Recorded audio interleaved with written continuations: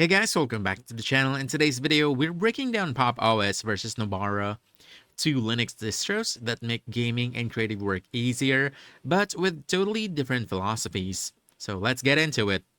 First up, we have Pop! OS. This one's developed by System 76 and built on Ubuntu, which means you get rock-solid stability, awesome hardware support, and a super polished GNOME-based desktop. Pop! OS is all about productivity.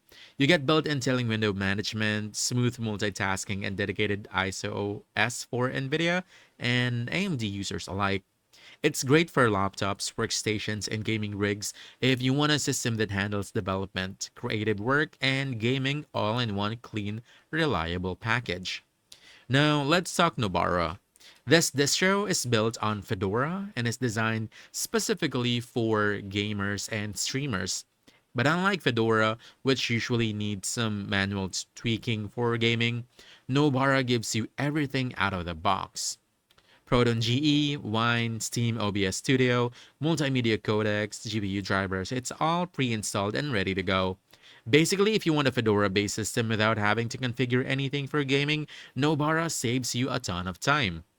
When it comes to experience, Pop! OS feels more like a modern, productivity-first desktop that still handles gaming really well. It's flexible and great for people who want one system for both work and play, while Nubara feels like Fedora, but gaming ready immediately, perfect if your priority is gaming or streaming and you want everything to work the moment you install it.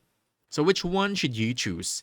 I want to say you want to go with Pop! OS if you want a polished Ubuntu-based distro with great productivity tools and reliable performance for both gaming and creative workflows.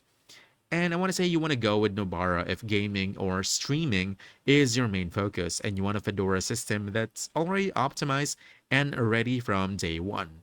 All right, so if you found this helpful, don't forget to hit that like button, subscribe for more quick guides, and I'll see you in the next one. Thanks.